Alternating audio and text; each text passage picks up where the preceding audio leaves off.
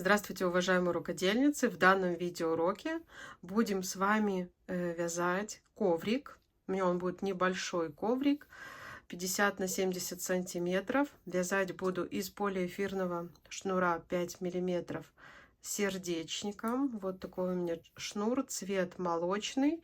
И будем использовать крючок номер 8. Шнур покупала на Валберис. Артикул оставлю в описании под данным роликом. Итак, приступаем. Итак, набирать буду своим любимым способом. Это эластичным методом. Смотрите, оставляем хвостик. У меня хвостик 200 сантиметров. Вот маркером обозначила. Итак, далее внизу у меня вот здесь идет хвостик. Над указательным пальцем основная нить. Заводим крючок и формируем узел. Далее накидываем хвостик и провязываем петли. 1, 2,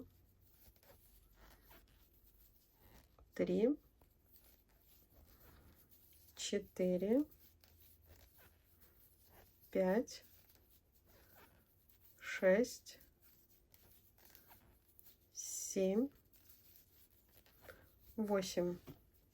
То есть набрасываем мы хвостик, а провязываем основной нитью 9 и 10.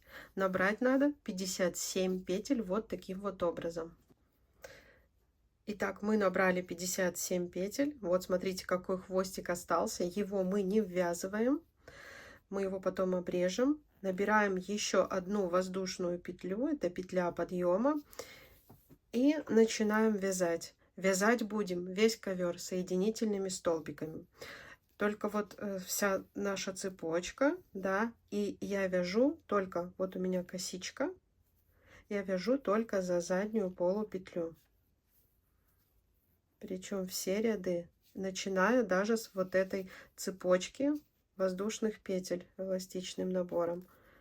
За заднюю полупетлю ввожу крючок в полупетлю и провязываю только соединительными столбиками. Вот 2 петли на крючке мы провязали.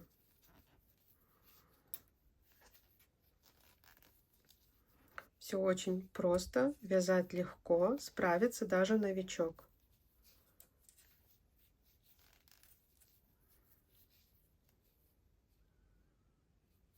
Вяжем до конца ряда. Я вам покажу, как перейти на новый ряд и вязать далее наши ряды. Итак, провязываем последнюю петлю первого ряда, опять же за полупетлю, соединительные столбики, делаем петлю подъема, разворачиваем наше вязание. И второй, так же как и каждый последующий ряд, вот видите, у нас образовалась косичка, мы все последующие ряды, все берем заднюю полупетлю и вяжем также соединительными столбиками.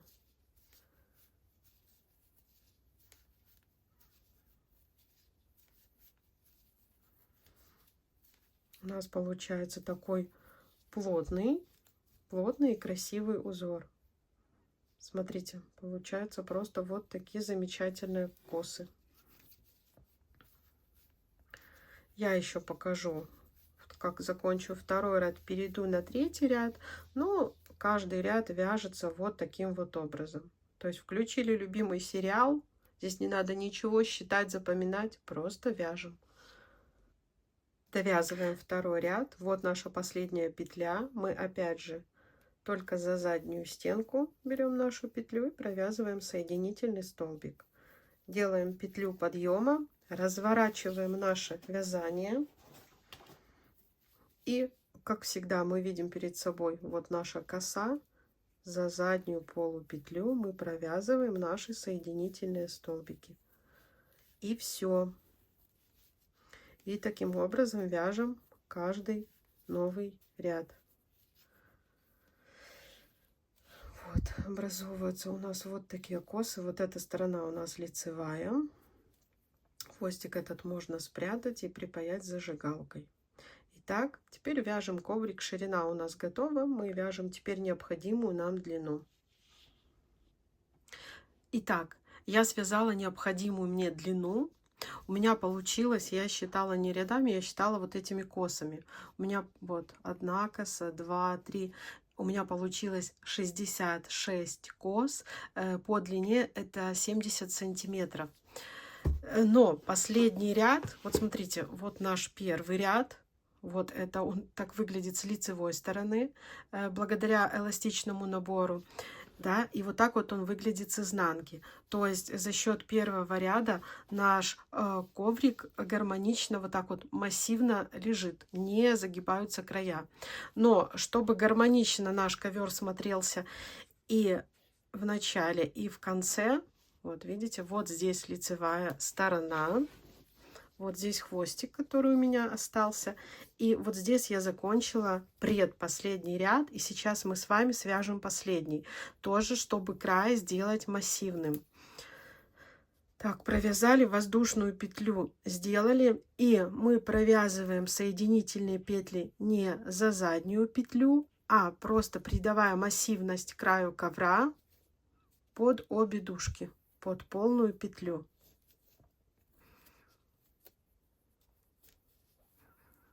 Заводите крючок, и получается, что у нас тоже вот такая вот как бы коса немножко сверху, она придает массивность нашему краю. Вот один край, вот такая коса, и в конце тоже получается с краю у нас такая немножко массивная коса, благодаря которой коврик не будет загибаться. Все. Мы довязываем этот ряд. Больше обвязку мы делать не будем, потому что у нас край ковра со всех сторон выглядит просто идеально. Обвязка здесь будет лишней. Скажем так, у нас просто классика, просто косы. Все довязываем, и я вам покажу свой коврик уже в интерьере. Итак, провязываем предпоследнюю петлю. Я уже у себя отрезала хвостик. Смотрите, и формируем последнюю. Можно взять крючок поменьше.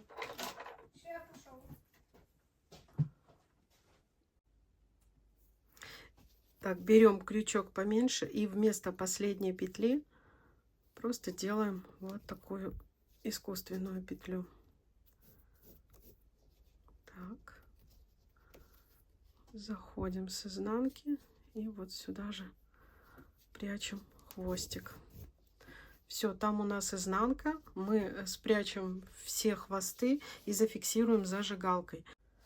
Вот что у меня осталось от второго мотка 200 метров. То есть можно сказать, что на такой размер коврика понадобится 400 метров полиэфирного шнурочка 5 миллиметров сердечником. Итак, далее свой коврик я обязательно с изнаночной стороны покрою латексом. Могу написать, какой латекс я покупаю. И он у меня уже опробованный на маркетплейсах. Можно его купить. Обязательно, чтобы коврик не скользил. Я все свои ковры покрываю латексом. Не люблю я никакие подложки. Я уже их опробовала. И ковер скользит, и подложка куда-то убегает, и мусор туда набивается. Лучше всего это обработка латексом. Все. Если была полезна с вас, пожалуйста, лайки. Показываю дальше ковер в интерьере.